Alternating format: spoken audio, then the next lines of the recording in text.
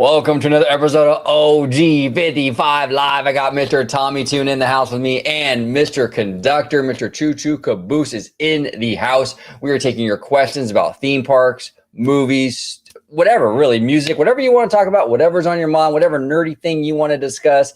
We're here, OG55 Law.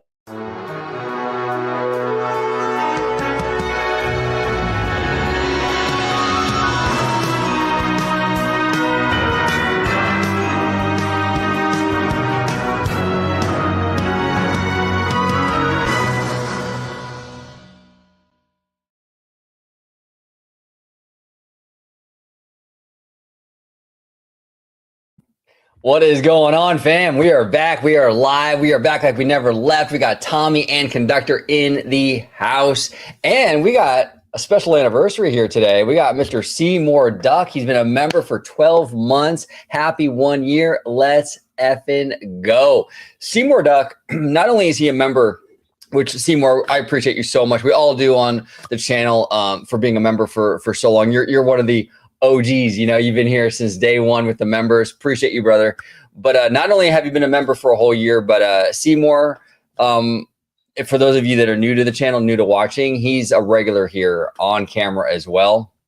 He's brilliant in terms of his analysis with the business end of things and all that good stuff. So a big shout out to Mr. Seymour Duck. Thank you for joining, brother. Appreciate you.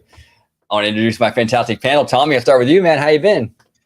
Oh man, what's up, OG? Man, I appreciate you having me back on. Yeah, it's been a good time.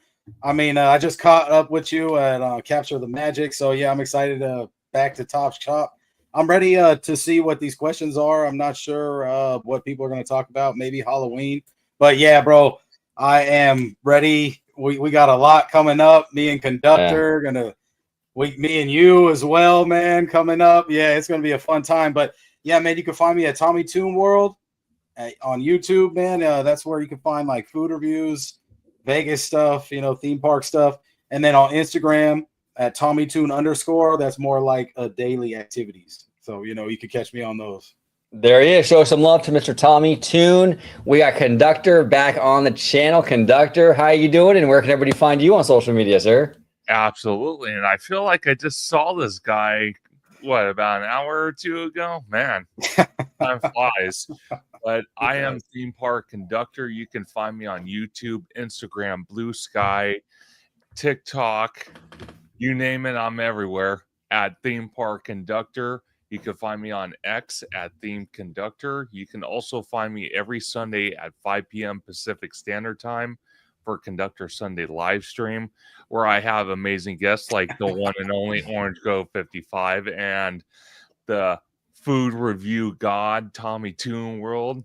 Absolutely a fun time having both these gentlemen on the live streams where we talk everything Universal, Disney, HHN, theme park news, you name it, and I let the chat direct the stream. So there he is, Mr. Conductor. Go show him some love. We also got a member for 11 months, Arlene with the hard hands. Arlene, thank you so much for being a member for so long. We do appreciate you, Arlene. You are absolutely amazing. We got Andrew in the house, TS Wade, obviously Mr. Seymour Duck, Arlene, Giant Peter, and Cassandra, CSRS. We got a stacked show for everybody today. We got some great questions already. Let's dive right in, everybody. Here we go. We're going to start with Mr. Andrew Kellogg. Do you think that Disney should make a movie on the creation of Disneyland? Hell yeah. Ooh, I think so, man. I got good actors already for the young Walt and the old Walt if they do it soon. And they put all the money into it, man. They could do Timothy Chalamet for the young one, give him a mustache. It's a wrap. And then Jeffrey Dean Morgan for the old one right before he's like, you know, about to croak. Because, you know, that's what, I don't know. He could pull it off, man. Yeah, dude, I like that, man. Yeah. Tommy came in with, not only is it a good idea, but you got the cast and everything ready to go, Tommy. That was good. That was really good. Man, I thought about it before, damn near. I feel like it, man. I don't know, because that would be a good movie, right? No, it would. That would be really, really cool. I think stuff like that's really important, right? And this is why I love the Walt Disney animatronic that they just put out there in Disneyland, where as time goes on, as we get further and further removed from the man, right? and all of his direct connections. I mean, we just lost Richard Sherman a year ago, right? I mean, there's not too many people left that directly knew this man, you know, and eventually, sadly, we're going to lose those direct connections. And it's important to educate future generations that this is not just a corporation. It was a man at one point, you know what I'm saying? And movies like this that would kind of showcase the creation about this amazing dude who was like, he saw an orange grove, right? That's how we got the name here, Orange Grove 55. He saw an orange grove and saw a lot of potential with that. You know, I want to build this crazy place where, you know, you can kind of experience all these different, you know, times in history and locales. And it was a unique kind of concept for that time. And he changed the world. He still is, you know? So I think making this movie would be an awesome idea, Andrew. I'm on board with it. Mr. Conductor, you on board, brother? I'm 100% on board. And actually, someone posted in the chat that Tom Hanks was part of it. They didn't make a movie about Disneyland with him. But I think this movie would go more in depth from the very beginning. I wouldn't actually mind, you know, kind of like what History Channel does, which, again, is affiliate of Disney. You know, going back even farther before Disneyland, when Walt and Roy first started the studio, going from that point forward, jump into where OG's saying about how he's looking at the Orange Grove fields that eventually became Disneyland. I wouldn't mind that. And the one person I would either like to have direct or produce is Jon Favreau, since he's actually in the park currently filming for the Oswald, you know, series. Yep. No, I love Jon Favreau. We're going to dip into that question next, actually. But we got Sam Carter in the house. I want to give a big shout out to Sam. Sam is a really, really good dude, friend of mine, and I really, really respect and appreciate you, Sam. He's in the house. What's up, gentlemen? Thank you so much, Sam, for joining us today. We got T.S. Wade with this is the Oswald question, Conductor. Here we go. How do you feel to see Jon Favreau filming for Oswald the Lucky Rabbit series at Disneyland? No doom and gloom intended. So here's the thing, TS. I'm a big fan of Favreau's work, right? Really, the only thing I didn't really love from Favreau was the Lion King live action. But you know what? Everyone has a bad day at the office. You know what I'm saying? I mean, you know, no one's perfect, but he is top tier. I love that man's work. He does a lot of great stuff. I mean, he really is the grandpappy of the MCU, you know? So, I mean, that's respect right there. You know, he launched the craziest cinematic universe with what he did with Iron Man and all that stuff. So, a lot of respect for Favreau. I think this Oswald series has a lot of potential. I don't really know too much about it, but if they kind of go in like a Roger Rabbit Animaniacs vibe, right, where it's kind of meta, but it's meta in a quality way, I'm on board. I'm on board 1,000%. Here's the other thing too. Then I'll pass it over to you, Tommy. But like, Oswald is a very important character to the Walt Disney Company. I mean, this was the character that Walt created before Mickey, you know, and he lost Oswald to Universal, and and Universal had the rights for decades. I mean, Disney didn't even get the rights back to Oswald until I think 2006. And this character predates Mickey Mouse, like, you know? So, I mean, it's wild to me. So this character holds a lot of significance for Disney. And it's important, to utilize him. I've been saying for a long time, utilize his character. I mean, we have a couple of things at California Adventure that show Oswald. Obviously, we have some merch, but let's get him on some content. Let's get the younger generation into this character. He's not just about the merch. He's actually a character that people can actually kind of, resonate with. So I'm on board with this. I think Favreau is a really talented guy. I'm optimistic. I am. But what say you, Tommy? What do you think about this? This Oswald series, they've been filming it at Disneyland. Yeah, I've seen that, man. That's pretty dope. Yeah, I like Jon Favreau too. Like you said, he made Iron Man, and then Lion King, and then also, he dips into Mandalorian, right? So he knows kind of how to take care and handle stuff for the fans, which is good. So, like you said, this series is probably going to be a good one. I mean, Disney Plus is always a hit or miss. I love the idea of it, but it doesn't always have all the shows that I like. But man, this is dope that Jon Favreau is filming at the park, and he's not like shutting down certain blocks or certain areas, and he's not doing it at nighttime. Of course, they could do a cop out and film it at night, have whatever, if they're having Oswald run around and he has to find him, or if he's drawing him and he comes to life. I don't know what it is, but for me, that's really cool. I've seen Catherine Hahn's filming there too. I heard it was not for the same movie, but is it? And then also, like, to me, Oswald's dope. It's like, you know, it's Walt's like creation to get through the door. Then he got through the door. Then he wanted to create his own studio and then get his rabbit back, right? And then they were like, no, not today. So then, you know, he had to dip. And then what was he on the subway or the bus to Chicago or whatever? And then he drew Mickey Mouse, and then it was just all for there. It was like a wrap. So, you know what I mean? It's just his mind. He's just pumping through it. I feel like Favreau's kind of like the same mindset. Like, he's just like, let's do it, get it done. You know what I mean? He's that type of person. 100%. I mean, there's a lot of potential with this. You know, they can kind of, you know, the whole backstory for Animaniacs is they were trapped in the water tower for so long. So then they bust out, and that's why they still have the old school look, right? Yeah. You can kind of like, obviously you don't want to like directly lift ideas like that, but you can kind of have a similar concept here where something happened where Oswald was stuck and now he just came out, and that's why he's still back in that. That's why he still has that old school look to him. You can do fun stuff like that. I just hope, because this is the first Oswald content we have out the gate.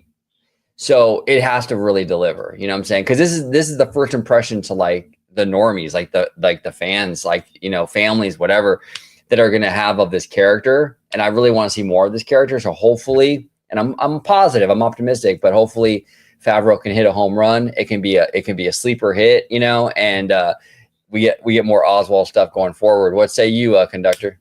So, to me, I'm going to kind of balance with Tommy on this. You know, Oswald, again, was one of those characters early on. You know, it was Walt's first creation before Mickey. But Oswald also plays another big part in that. So by losing the rights of Oswald, Walt really had to make a split decision on what he was doing back in the day.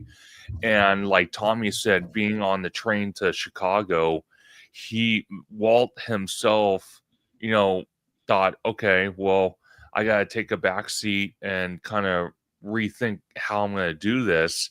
And that's how Mickey Mouse was born. So the fact that, you know, Oswald still plays a very big part in the Disney family, and the fact that, you know, Jon Favreau, the production team, they feel so confident, so excited to film during the day where there's crowds, there's people, there's kids, you know, and, you know, like Tommy said, they don't have to block certain areas off. They don't have to film at night. They just go right in the crowd and start filming. It's just absolutely incredible. It's really an awesome thing to go to these theme parks and see that. And it happens at Universal all the time as well. Oh, yeah. They can sit there and film inside the theme park. I've seen it where they filmed on City Walk when I was eating that Bubba Gump one time, and they're filming right outside Bubba Gump and City Walk. So it's definitely an awesome thing to see that. And, you know, to be part of it too, because a lot of times when they are filming, you know, a lot of times they'll just ask random guests, hey, you want to be part of a movie? Sign a waiver right here, and you're part of it. You're an extra. So you never know. You might see yourself in these movies, and it's something that is stamped in history, because those movies won't go away. No, exactly. Go away. Oh, yeah. No, that's awesome. That's something you can tell your kids, like, hey, I was in that, you know. That's cool. That's really cool. X Voot here said, X Voot, it's always good to see you, by the way. Thank you for joining us. X Voot here says, do you think that the Fast and Furious coaster at Universal Studios Hollywood will impact Disney at all? I don't think it will, but what are your thoughts? Okay, so I was actually at Universal recently, and this This coaster looks crazy, bro. Like I'm not a coaster guy. And I've told you that before. Actually, I'm not a coaster guy, but I have mad respect for this coaster. It looks absolutely like wild. I've never seen a track layout like this one. I mean, it's on that hill. Some of the track is actually like sideways. Like your car is literally going to be up and down, you know? Yeah. Bro, it's insane. And they're going to drift on the track and everything like cars. Insane. So, but to answer your question, I don't think it's going to impact Disney too much. The main reason is because this is a heavy thrill attraction. Like heavy thrill. This thing goes like 70 something miles an hour. I think it's going to be actually Universal's fastest coaster they've ever built. Disney's not really in that game, like, you know, doing like the fastest stuff. You know what I'm saying? So I don't think it's really going to impact Disney in a negative way. But I think it's going to definitely impact Universal in a very positive way. For really forever, in my opinion, Universal Hollywood has been overlooked by coaster enthusiasts. People in the coaster community, they don't really take Universal Hollywood that seriously. Mummy is kind of weak. There's no coasters. I mean, it's Mummy, right? Or that little one in Hogsmeade or whatever. But that's not, you know, that's nothing. So this is going to put this park on the map for coaster enthusiasts. I think not only is it going to do that, but I think it's going to be one of Universal Hollywood's most popular attractions they've ever built. I mean that seriously. Like, I think this is going to be such a home run hit for them. I think they've made a lot of smart moves here. They utilize the hill, which can be seen from a lot of fans as a negative aspect of Universal, because it creates a situation where you're having to take all these escalators. It's kind of annoying, right? But they've taken that, which is a negative, and they've turned it into a positive. Because the hillside thing makes it more thrilling, more crazy. Also, dude, the views, you're going to see all of the San Fernando Valley. You're going to see Warner Brothers Studio right there, Disney. This is a perfect franchise for that kind of sightline where you're overlooking LA. This is a very LA-based kind of franchise, and they're incorporating LA into the attraction. It's absolutely brilliant. I think they're making all the right moves on this one, dude. I think it's gonna be a huge hit for Universal, but I don't think it's gonna hurt Disney. I really don't. What say you, Tommy? You know, a lot of the times, to me, Disney, Universal, it's not like they're working together, but you know, they use each other's studios sometimes. Like Disney will come over, use a Universal studio, and then, you know, I feel like if you're coming and visiting, you go to both parks anyways, you kind of siphon out, even go to Knott's. So I feel like it's not going to affect, you know, Disney. It might even like help Disney if like people are coming into town for Universal, then maybe they'll book a Disney trip too, you know, just down to Anaheim. But yeah, like what you were saying, OG, man, this ride is going to be crazy. It goes like 70 something miles per hour. It's drifting. I assume that we're going to go through scenes or segments or something that we're racing, or we're hearing the voices of these actors and stuff. And this ride's going to have a resurgence when they drop the last movie too. So they know what they're doing. You know what I mean? Universal definitely loves to amp up a movie. And this is going to solidify this franchise, you know, in history, because it's going to be like an official, like, thrill roller coaster. And I think actually probably a lot of Six Flags fans will come to this, because, you know, a lot of people go there for the thrills. You know what I mean? There's tons of coasters there that people will say no to. So, you know, I feel like they'll be like, oh, those are the type of fans too that they'll bring over, that sometimes maybe it's only affordable to go to Six Flags, but maybe they'll spend the extra and go to Universal now, maybe just for that ride, you know? And yeah, no, well said, well said. And also another thing, when I was there recently, I was there with actually Mr. Theme Park Wizard. Big shout to Wizard. You know, he's awesome. Great, a friend of the channel and a great content creator. But they're actually going to display Paul Walker's car in like the queue. And I'm like, that's dope, dude. Because Paul Walker, I've always liked that guy. I think he's a good guy, right? And we lost him way too soon. And I think just to have that tribute to him, and what a big part of this franchise he was. And really still is, right? I'm hearing he's in the new movie, right? Somehow, but he's going to be in it. So I think it was the right move on Universal's part. But what say you, Conductor? Is this going to hurt Disney, or you think it's going to help them, or neutral? So actually, I don't think it's going to hurt. It's it's basically the shiny new toy. Any new theme park, at least on the West Coast or East Coast, everyone's going to go to it at first.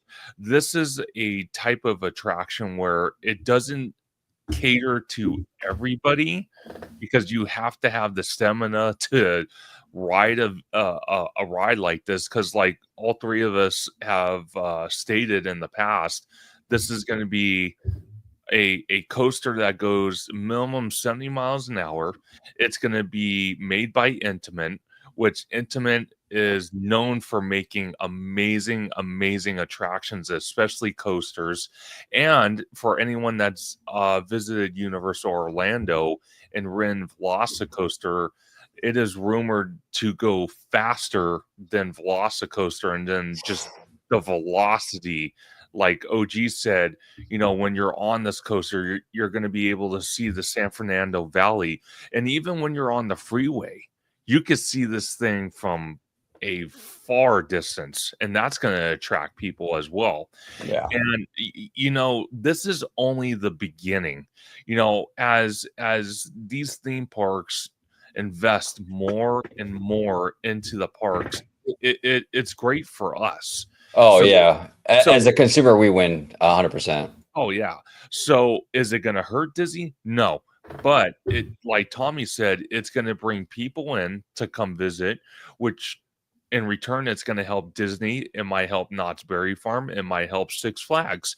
So in a way, it helps all the theme parks, which is great. Yeah. And again, all these theme parks, especially Universal and Disney, they're in transformation mode right now. We're seeing active construction on at Disneyland with Avengers Campus. We see this coaster going on at Universal. So many other plans with 2 on-site hotels. We're about to start our annual HHN event. Then possible new lands coming to Hollywood in the near future. So again, it's going to be a back and forth game, but it's a fun back and forth game. So yeah, no, well said. Yeah, Disneyland Resort is going. We have that whole Disneyland Forward situation, right? We got even non-Disneyland Forward stuff. We got the 2 Avengers rides, which just went vertical the other day, which is dope. We got the Coco boat ride, which is very promising. We got this Eastern Gateway thing. We got this giant ass Pandora coming into DCA somehow. So we got a lot of cool stuff, right? And Universal Studios also, they're building that hotel, and we're getting there's all kinds of expansion rumors and all kinds. They really are taking Hollywood seriously. We're getting the Fast and Furious thing. So it's a great time to be a park fan. It's a great time to be a Californian too, Hey, Monster Hunter Pete Hope. There we go. You know what I'm saying? So West Coast. Mr. CSRS here says, with recent permits being filed, according to Hey Bricky, friend of the channel, Hey Bricky, is it possible Disney wants the first phase of Simba done before they take Tomorrowland down? That's interesting. With permits being filed, that does sort of indicate that they're going to start digging in, right? Because these permits, I'm not a construction expert, but don't they expire? Like permits are not in perpetuity. I mean, they do have an end date to them, so they're building something over there, CSRS. And now it could be.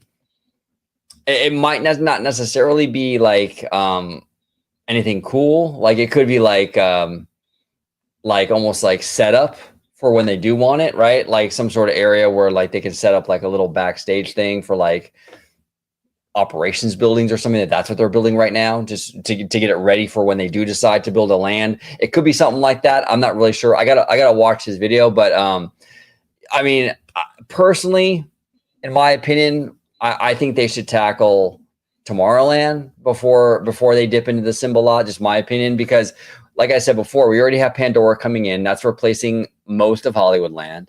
We have the Avengers rides. We got the Coco boat ride.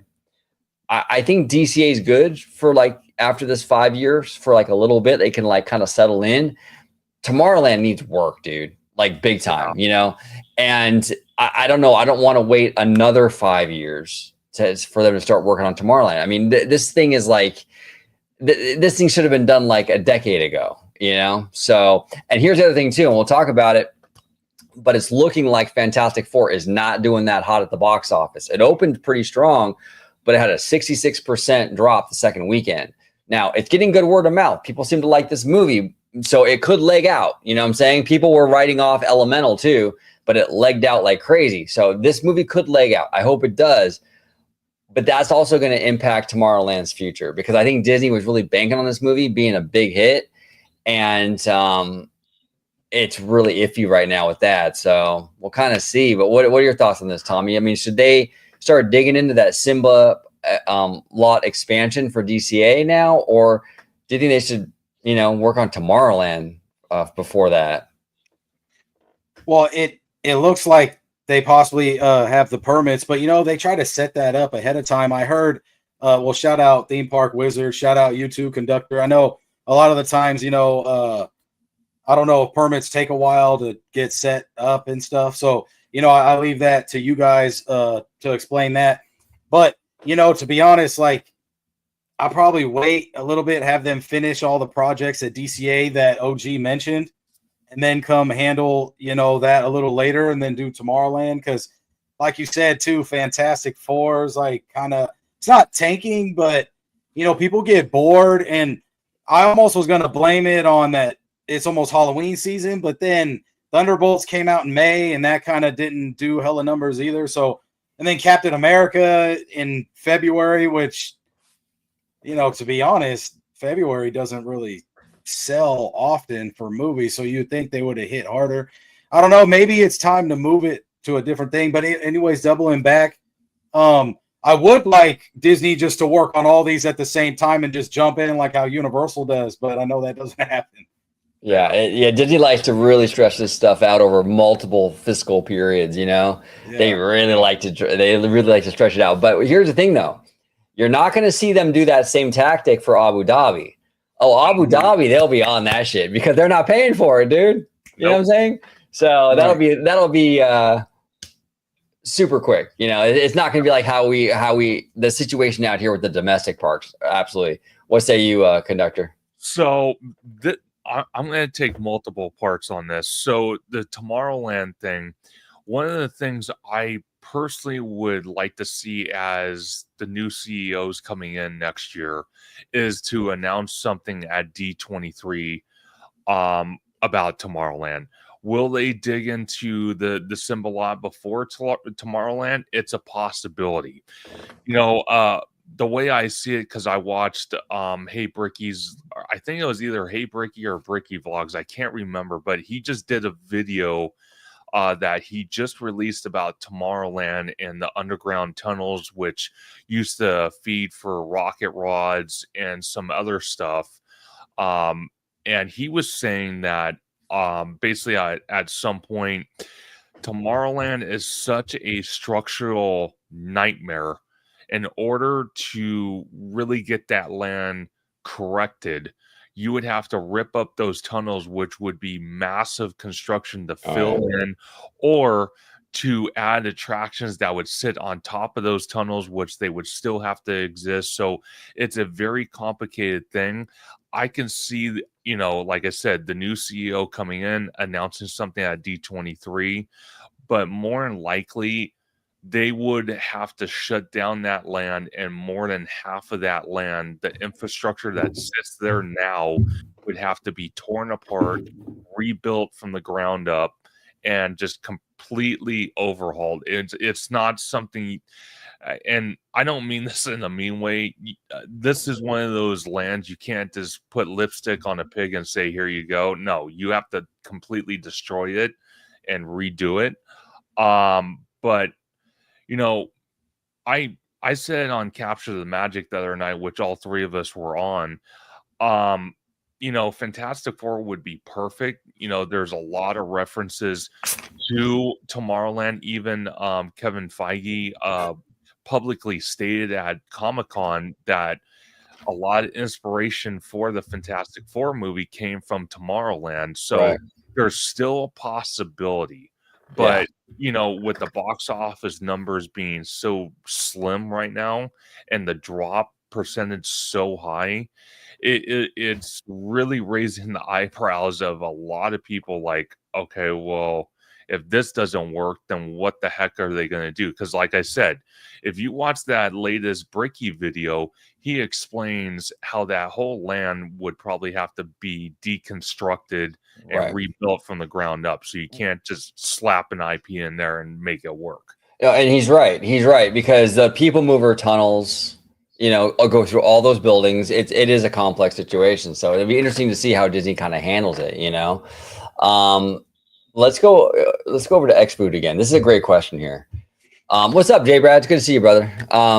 Xboot here says, what are your thoughts on Horror Unleashed in Vegas? Do you think this will be successful? The fact that Universal already announced a second location in Chicago is an aggressive move. Xboot, the Chicago announcement was 1000% a vote of confidence. They saw the pre-sale numbers to this Horror Unleashed thing. They were probably banger numbers. And they're like, you know what? This is solid demand. We're going to greenlight Chicago. They probably have multiple locations in mind already.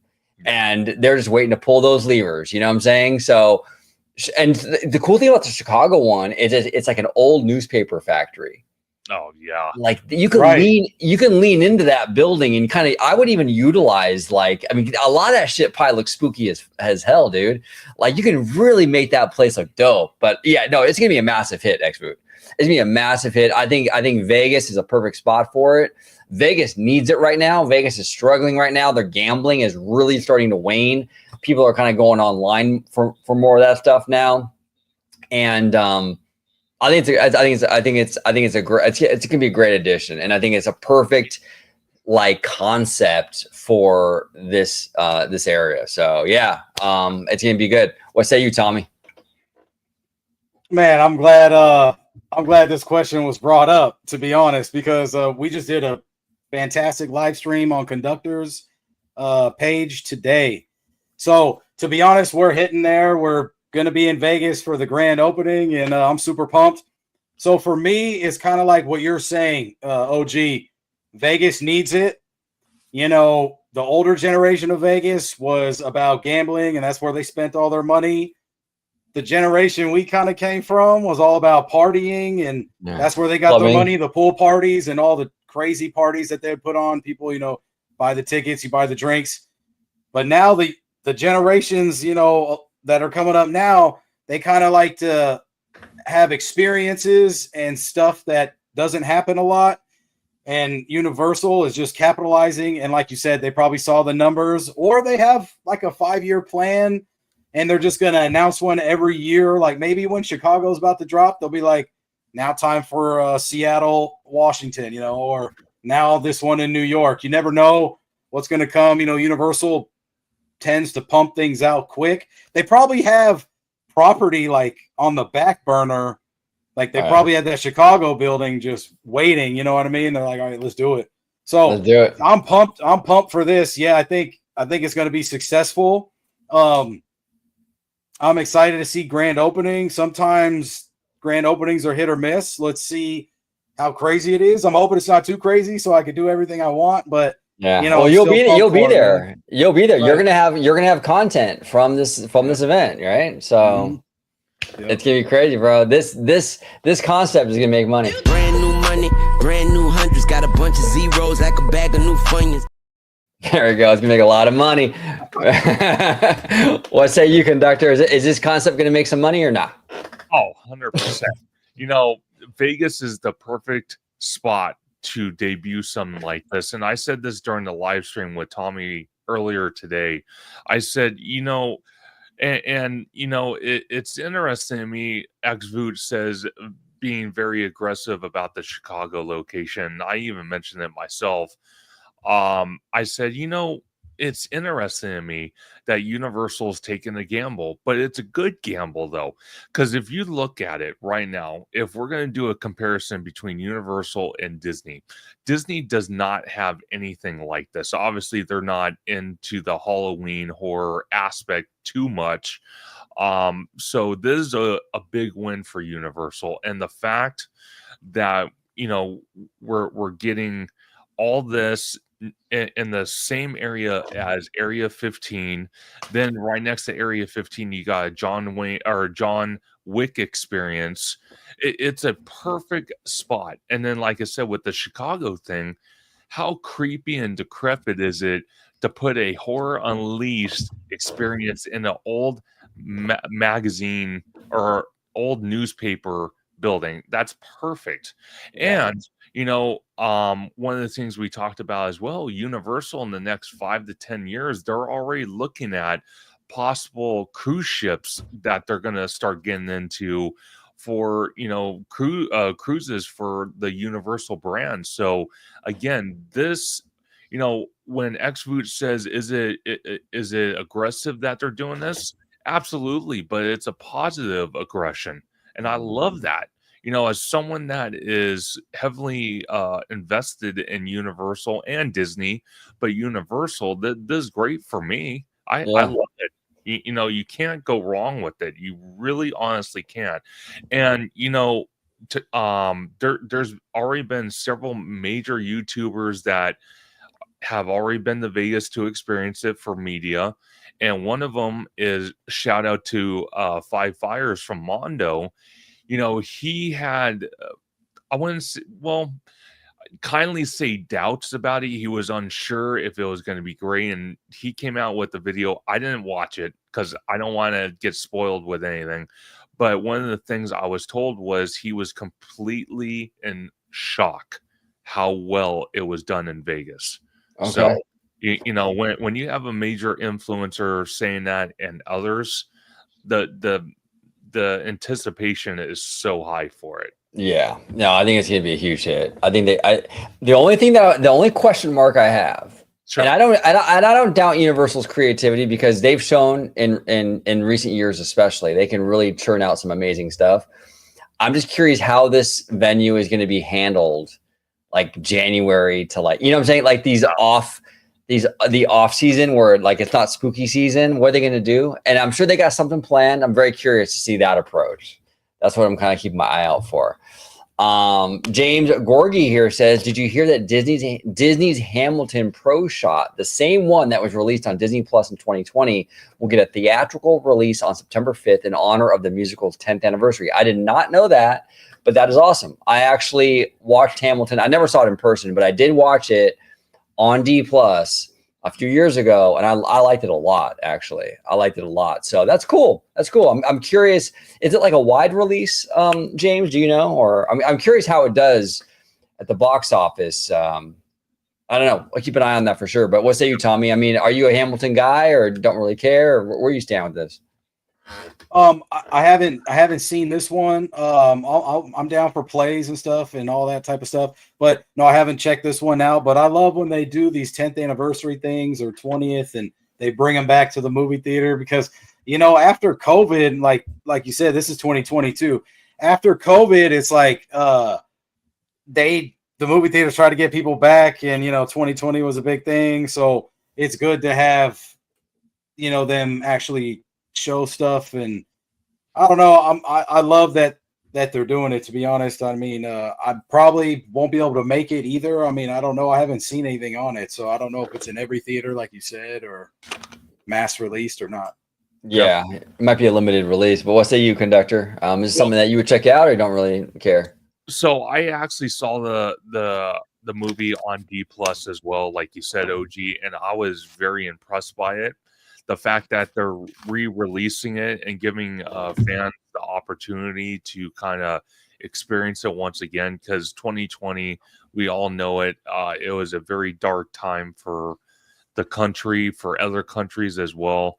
So not a lot of people were thinking about entertainment at the time. They're thinking about how to survive, and lost so very many people, great people, to this horrendous virus, and the fact that Disney is willing to re-release something like that could be a great positive. Yeah. No, well said. Well said. We got Cameron in the house. Thank you for joining us, Cameron. Do you think Moana could find a place at Disneyland with a water ride? I think both parks should have more than just one water ride. Yeah, they're gonna figure a way to get Moana in that park. Yeah. Assuming that DCA stays a California park, it'll probably go into Disneyland. If they if they use Pandora, Cameron, as a catalyst to sort of rebrand the entire park to like Disney Cinematic Adventure or something along those lines, it might go into DCA then. But whatever the scenario, Moana is like the queen of Disney Plus. I mean, like, what was it, like 1 billion watch hours or some crazy shit like that, like a couple years ago for the first movie? Like, Moana is a powerhouse franchise. There is no way on God's green earth that they are not going to incorporate some sort of Moana attraction here in Anaheim. So it's going to happen. It's just a matter of when, I don't know. I mean, it should be a water ride, obviously, based on the, on the franchise, sure. But we'll see what they come up with, but it's going to come here eventually, I'm sure. What say you, Tommy? You think Moana's on her way? Man, I love the movies for sure. Moana, like you said, is definitely a powerhouse. And, I'm surprised on this West Coast we don't have one anyways, because we know we're right near Hawaii and stuff. They should have locked that in. I don't know if it would be like a water ride or like we would just be in like, a boat and like pirates or something, but they're already doing that for, what was it, Avatar and everything. So I'm not 100% sure on that one. Like if they announced it, I guess it would be a D23 next year, but gosh, how long down the road will it be? Like there's so many projects going and stuff. I would love for it to come here. So yeah, I'm rooting for it just like you guys. I mean, that's one of those things where they sell a lot of merch. They changed it from a Disney Plus show to a movie because they know it was hyped up. Then it just blew the numbers out of the water, literally. So, I mean, let's bring it. But I mean, Disney has to pump some other stuff out first. Yeah. Hey, let's see how far it'll go, right? Boom. Yeah. The song. Yeah. Little joke there. But conductor, what do you think? You think it's coming to the West Coast? I think it is coming to the West Coast, and X-Food, I think it was X-Food who commented about the Simba parking lot and Tomorrowland. I think it's going to go in that Simba parking lot because if you look at concept art that's been posted online and has been online for God knows how long of Disneyland Forward, you could clearly see some water features in those concept art. So it's more than possible for that to come. But like Tommy said, if it's a project that's going to be announced and obviously at D23, hopefully we're talking another couple D23s before we hear it. I think the next D23 we have, obviously the new CEO is going to be at the Walt Disney Company. We're also going to hopefully hear and see more detail in depth about the projects happening at Disneyland with the Eastern Gateway, with Avatar, with Avengers Campus, Coco, probably projects for the Simba parking lot.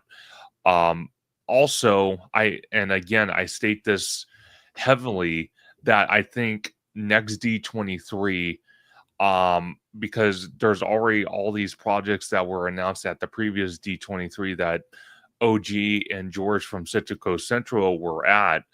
I think it's a good possibility we are going to hear something about Tomorrowland by the next D23 because all the other projects they have already announced and are already in the process. So it would make sense if they're going to announce anything for Disneyland, Tomorrowland's going to be next on the list. I hope so. From your lips, conductor, to God's ears, let's hope. J. Brad here says, here's my plan. You can turn Disneyland Forward into half Discovery Bay, half Beastly Kingdom. Ooh. Use that time to refurb Tomorrowland while everyone's distracted. Yeah. Jay Brad, I love both. I love both of those concepts. I wish Disney would bring them to Anaheim. That would be absolutely incredible. That's a great idea. And Jay Brad, I also want to thank you so much for all your support. I mean, you're amazing, dude. And I really do thank you for being a member for so long. So big shout out to Jay Brad. And speaking of members, we got members for a member for 13 months. 13 months, Mr. Kiki and Luca. Hey, everybody, this is the best community in all of YouTube. I completely agree, Kiki and Luca, and thank you so much for joining. Awesome guy. Actually, I had some fun with him last night, texting. He's always a good time with Kiki and Luca. He's got a great sense of humor. Thank you for joining us, brother. Appreciate you. Where was I? Oh, here. We got James Gorgie. Do you think the live-action Moana can do well next year, even though it feels too soon to make this movie? Yeah, it will. It can. Honestly, if it's a quality movie, right, it's going to do well. It's Moana. This franchise prints money. Now, here's the thing. If it looks bad, like if it looks cheap and like not, I mean, you know, that would be the only caveat, I think. But as long as Disney makes this franchise look, as long as they put the love that into this franchise that it deserves, and it looks like a solid movie, I think we'll be fine. But what say you, Tommy? No, 100%. I mean, The Rock is locked in. I mean, you've seen those aerial footage shots of him. You know, he's kind of in the bodysuit.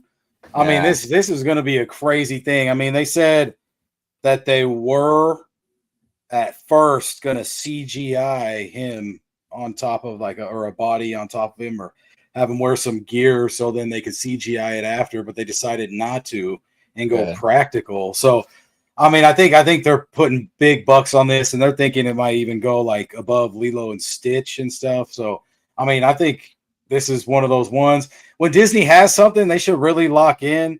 I mean, we're over here questioning Fantastic Four, and then, you know, Moana's like blowing the numbers out of the water compared to them. So, like, I mean, yeah, bring it. And that movie's going to be crazy. Like, I can't wait to see that. I love seeing the live action ones because you never know if it's going to be a hit or a miss. So, yeah, I think no matter what, it'll get that initial reaction for sure. Absolutely. What say you, conductor? Live action Moana, can it go all the way? I think it could go all the way. Like Tommy said, you know, I kind of feel that they have the faith that it's going to go a long way. You know, why would you invest so much? Why would you have one of the A-list stars, Dwayne "The Rock" Johnson, be part of this if they didn't feel confident about this live action Moana? So I have 100% confidence it's going to do well in the box office. It's going to do well for the Disney company. It's possibly like Mouse Word Bound said, it could be a potential Disneyland forward land in the future. Yeah. No, well said. Yeah, they're gonna bring this Moana to Anaheim, almost certainly. Tiny Snack here says, like I said in another video, Epic Universe has a land and one show based on Fantastic Beasts. Why not Fantastic Four? That's a good point. I mean, Fantastic Beasts was not well received. Now, the only caveat to this, though, Tiny Snack, and I generally agree with you, and I would even go a bit further. Out here in Hollywood, we have Waterworld, which that movie was one of Hollywood's biggest flops in the 90s. And it's one of the most successful stage shows, stunt shows in theme park history. So you can definitely do good stuff with a flop franchise, right? Now, the only caveat, though, with the Fantastic Beasts stuff is that those movies started to fall off, the wheels started to fall off while they were designing Epic Universe. So Universal was kind of stuck a little bit, but in general, though, I do agree with you. I mean, the franchise doesn't necessarily have to do well for the land or the attraction to do well. I don't really care about Cars. I don't really care about those movies, but the land at DCA is a banger, absolute banger, dude. So, you know what I'm saying? So there's definitely something to be said about that. But what say you, Tommy? No, I hear him on that, man. Like, I love the Harry Potter series. I love the idea of Fantastic Beasts, and the first one was all right, but man, the other, was just mid. I mean, they switched the actors out. No more Johnny Depp. It was somebody. It was just burnt. But the idea is fire. That's why. like you said, too, Universal kind of got stuck when all the cards were falling down. God, but man, it looks so good. Like when you're walking into Epic, I can't wait to go. Like Paris looks fire. Like, so I see what you mean. They could make a whole land or do the Fantastic Four in Tomorrowland. I get it. I think I always just do the flip side is why is like something so big like Moana not there yet if something like smaller is there? So I guess that was my outlook on that. But yeah, I know what you mean for the Harry Potter and Fantastic Beasts. Yeah. Well, and another point too is a lot of the movies, quite a few of the movies that Walt Disney released, like for example, Alice in Wonderland, Fantasia, these movies did not do very well in their original theatrical release. They've gone on to become icons of the company. Pinocchio is another one. Pinocchio did not do well at the box office, but that's a classic Disney film. The entire company's theme song, When You Wish Upon a Star, is based on that movie. You know what I'm saying? So there's something to be said about like, if it's a cool franchise, a good movie, yeah, money-wise, it didn't do so hot. But if it works for the park, if it works for the area, I say Disney take the risk, you know, but you have to build a banger attraction. The attraction's got to really impress people, you know? What say you, Conductor? So, you know, it's very interesting to me, like Tommy said, very excited to go see this land at Epic Universe. The pictures and videos, like I've said, even with the wall animatronic, do not do yourself justice until you can physically go to that area and physically see it yourself. And again, Fantastic Beasts was not the greatest spin-off to Harry Potter, but the fact that they built the whole land and like OG said, you know, you got the attractions that these companies come up with that they outsource to other companies that make the attraction, but either Disney or Universal has a big hand on the IP aspect of it. But you know, it doesn't always have to be an IP that's successful. If you as the consumer walk into these lands, you know, experience the attraction, you come out saying, wow, I feel completely immersed. I feel like it was an amazing attraction. I had a great time. And what I have a rendition of what Paris is based off the movie, then, you know, you already won me.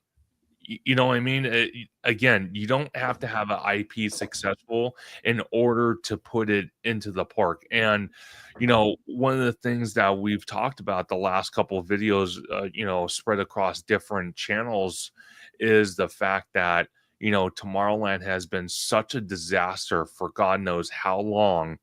At this point, any IP, including Fantastic Four, would be the best thing on God's green earth to take over, because you know, it's something that it's kind of like the eyesore of the Disneyland Resort.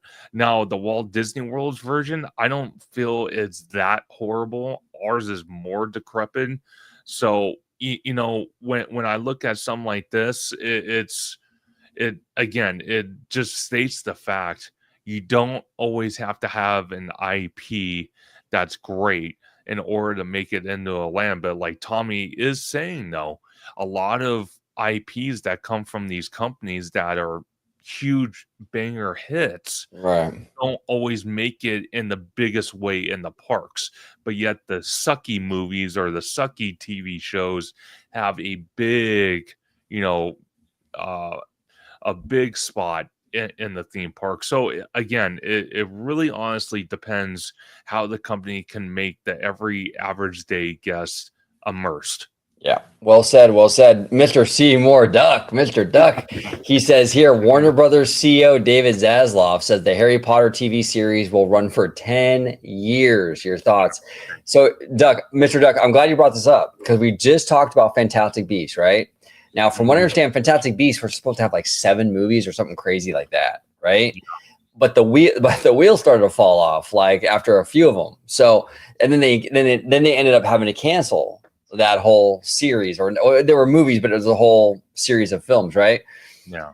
When you map things out like this, and you say 10 years, I mean, it better be a hit. That's all I gotta say. I mean, that's the thing. It's like if season 1 comes out and people don't really like it, and you've mapped out 10 years, you know, then you got some egg on your face. Then you look like you're doing like a whole nother Fantastic Beast thing. And then now, can this franchise withstand that kind of thing, right? Like then the last 2 big things, Fantastic Beasts and this new series, have both had to discontinue early on because of poor reception or what have you. So it's a big risk, Seymour, for sure. I'm hoping it's successful. I do. I'm hoping it's successful. But I just, it's a huge risk for them, you know, and Zaslav is kind of an idiot. So I don't know. Well, what say you, Tommy? I mean, since you started out like that or ended it, man, Zaslav, yeah, he likes to, you know, make movies, full-blown movies, and then cancel them for tax write-offs and stuff. So, you know, he's crazy once he came and merged Discover with Warner. But anyways, so the thing is, you know, this Harry Potter series is very decisive already. They got a different cast that people, you know, were the Harry Potter fandom's talking about. Then the Harry Potter fandom's already, you know, whatever, because J.K. Rowling's like, she does what she does. So like 10 years is a lot. I remember I'm the biggest Lord of the Rings fan ever. I'm a Lord of the Rings guy over Harry Potter. And when Amazon announced Rings of Power and they're like, oh yeah, we're going 10 seasons. I'm like, oh man, it's not Peter Jackson. Why do they say this? You know, they haven't even put out the, you know, they've only got out of one or a couple of them so far.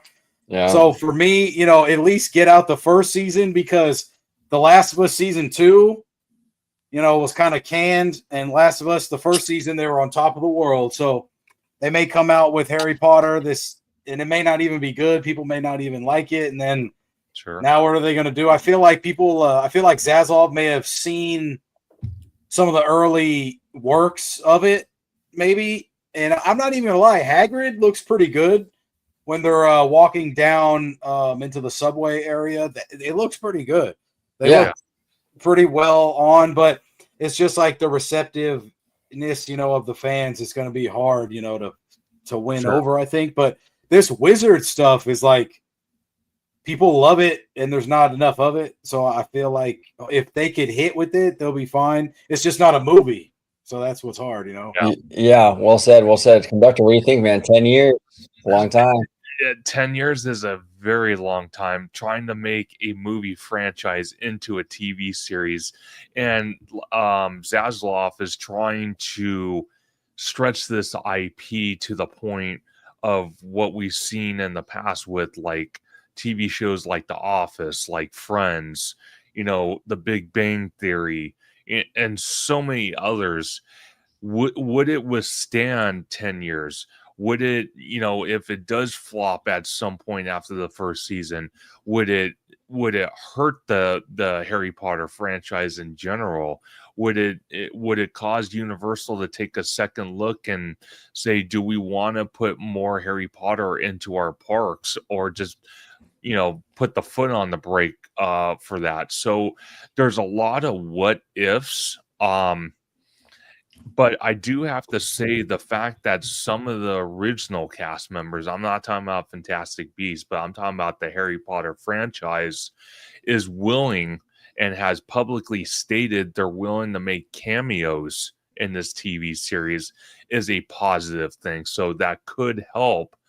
But one of the main, you know, obviously actors that will not be part of it, he said he's willing to pass on his you know, his way of how he did it and just the technique is Daniel Radcliffe. He has no intentions of coming back.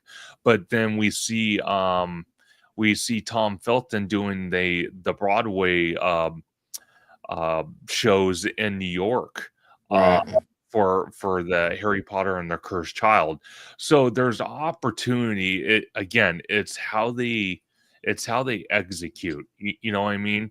There's a right way to do it, and there's a wrong way to do it. It's all in the execution. Exactly, Conductor. It's not a bad idea. You know what I'm saying? I mean, it's probably a good idea right now, because the last foray Fantastic Beasts didn't do well. So it's good to get some new content out there in this wizarding world, so you can kind of keep this franchise kind of relevant as time goes on. But yeah, it's just risky. Now, you know, Tommy, I want to ask you, would you, because they're going to do a retelling of the original books, but in series form. That's what we're getting. Would you have gone that route, or would you have created a new, you know, batch of characters and a new adventure for this and expand the wizarding world, like the universe, so to speak? Or do you think this is a better move where they're kind of going back to what they already know worked, essentially? I mean, obviously it still has to like be executed well, but they know that those books were successful, so we're going to go back to the more of the sure bet, I guess. But what do you think? Yeah, the content's there for sure. I mean, for Lord of the Rings, Rings of Power, they kind of went back more prequel, so they kind of didn't redo it and touch what Peter Jackson did. So for them to be redoing Harry Potter and, you know, Daniel Radcliffe and all them, they're still like in their 20s, 30s. Like, I mean, that's what's crazy about it. But man, if they're, you know, if HBO and whoever wrote it and they're like, hey man, this is going to be the next Game of Thrones, this is what we need, we're riding on this, this is what is going to be for the next 10 years, like Game of Thrones, you know, then I'll take it, because they put tons of money into each episode, so you know they're going to build the world. It's just I get nervous about TV series and TV shows nowadays, because we got, you know, so many people on other types of things. In my opinion, I may get a lot of flack for this, but I feel like Stranger Things may be the last big streaming type of show. I know people try their best and they get a lot, but a lot of stuff doesn't hit. And I feel like, I just feel like it's going back to movies and maybe streaming movies more. But I hope HBO gets the hit that they get, because I love the story. You know what I mean? So I would love to see the first year of Harry Potter again, and the second year, the third year, until it gets all the way to the end with Voldemort and all that crazy stuff. So I would love to see it again. It's just, you're touching like, you know what I mean? It's like Lord of the Rings, like you're touching like gold here. So be careful. You gotta be careful. And Tiny Snack here says, I think Daniel Radcliffe and Emma Watson are definitely not going to get involved. Now, here's the thing. And yeah, Tiny Snack. Yeah, there's a lot of bad blood between these two actors and J.K. Rowling, because of J.K. Rowling's stances on like on social issue, trans, right? You know, all that. So there's a lot of bad blood between these actors and J.K. Rowling. So yeah, you're likely right. They probably wouldn't, as long as J.K. Rowling is involved, and she still is. She's still involved. It's going to be dicey. Daniel and Emma, yeah, probably not. Probably not. We'll take one more, and then we'll get out of here. We'll do. Oh, sorry, clicked it. We got James Gorgie with a great question here. Paramount and Skydance's deal is complete. Do you think they could work better for Paramount now that the merger is finished? Yeah, I think so. Here's the thing, and Seymour Duck, if you're still in the chat, he's brought this up a lot, and I think he makes a great point. If the studios don't buy each other up, like, you know, when a studio starts to falter and another studio doesn't buy up that other studio and consolidate, big tech will do that. So if it's not going to be Skydance merging with Paramount, it would have been Amazon buying it or some shit like that, right? So I'd rather have the studios kind of deal with the studios. So I think this was a positive move, right? That's why with Warner Brothers, there's a lot of talk of like, you know, that company is not doing super hot right now. Well, I would want Comcast Universal to buy them, you know, because it's. I mean, I know Comcast is a cable company, but they've been in the Hollywood thing now for long enough where it's, in my opinion, it's a studio too. I mean, it's a studio. I'd be comfortable with that. I'd be fine with that. I think it'd be great for Warner Brothers if Universal bought them. I think Universal right now has really good management, and the movies I think would be better under Universal's ownership. I even think with the theme parks, you open up the floodgates, dude, with the potential you can do with everything with that, the DC and all the Looney Tunes and the Hanna-Barbera stuff and all that. I mean, dude. So yeah, I think this deal was a good one. I think it's good for Hollywood, and I support it. What say you, Tommy? No, like you said, it sounds like it's a good deal. I mean, Skydance is pretty solid. I mean, that's what like Tom Cruise and stuff's on. So Paramount's pretty solid. They always work with Skydance.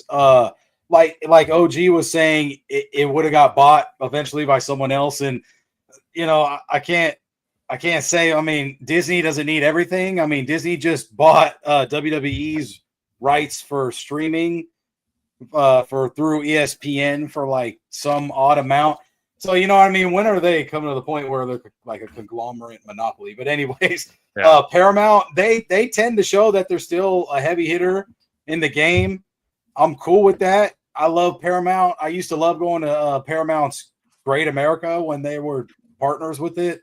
Went on all the rides, Top Gun, you know, Days of Thunder, all that stuff. I would love Paramount to get back into theme parks, but yeah, I love that the merger happened with Skydance because, you know, they make good films, you know, so.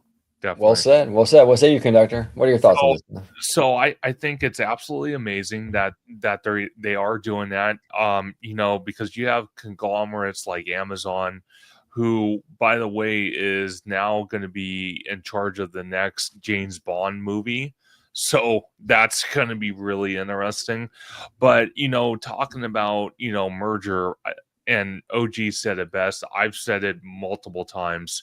You know, if Comcast could buy out Warner Brothers, it would open the floodgates not only for possible better streaming shows, possibly we could see more IP into the theme parks, which is a way great investment. We can also see, because how can I put it? Because one of the things we look at nowadays, and Seymour Duck is a great person to talk about this with, is the fact that just cable in general, just general TV is just dying out. Streaming is where it's at. People nowadays are not our generation, but the new generation.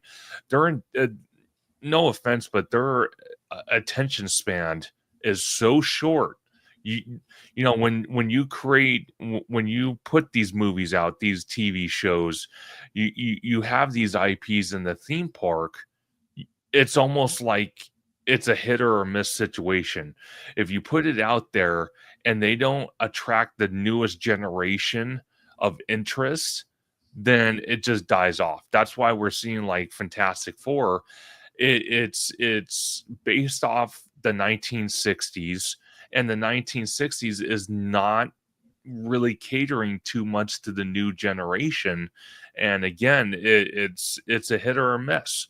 So would I like to see more mergers, starting with what we just talked about with Paramount and Skydance? That's a great start. The next great start, like I said, would be Comcast and Warner Brothers, since they're literally neighbors.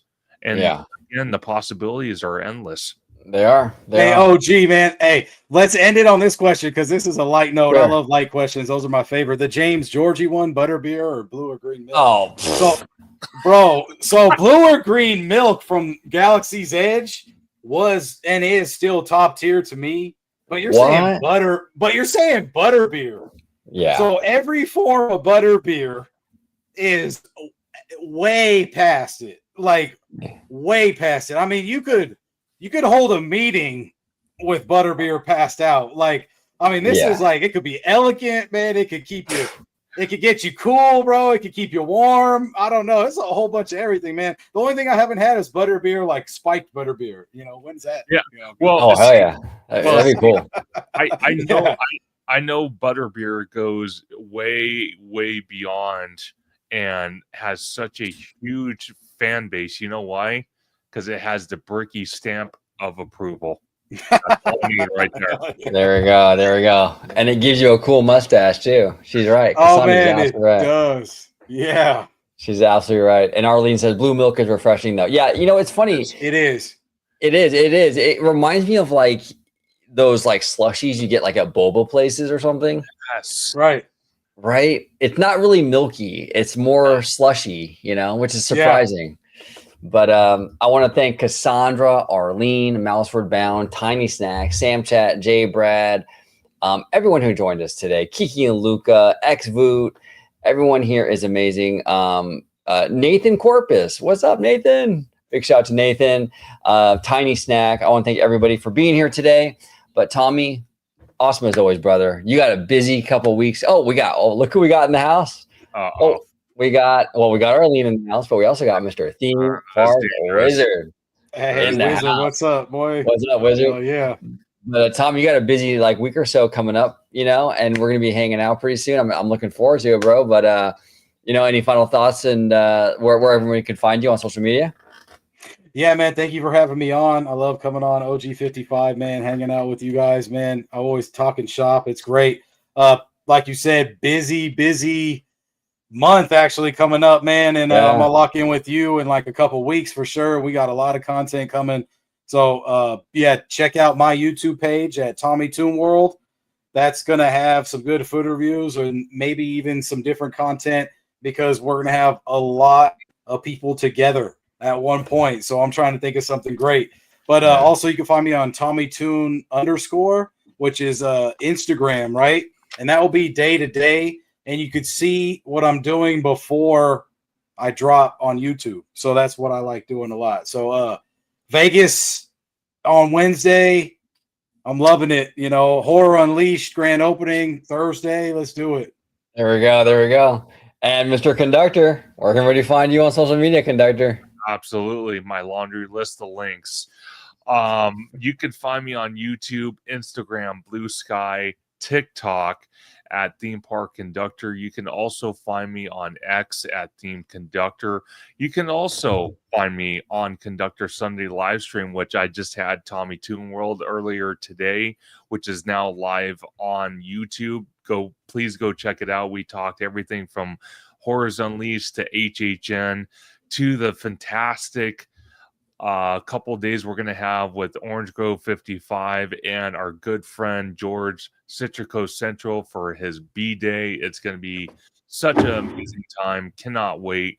But like OG said, me and Tommy are going to be busy with content like crazy. So definitely turn on your notifications, subscribe to the channel so you never miss any Theme Park Conductor news. There we go. Hot and steamy, right, Conductor? Hot and steamy. Yep. Hot and steamy. I want to thank everybody for watching. And until next time, see you later. Don't forget to subscribe to OG55 and become a member today.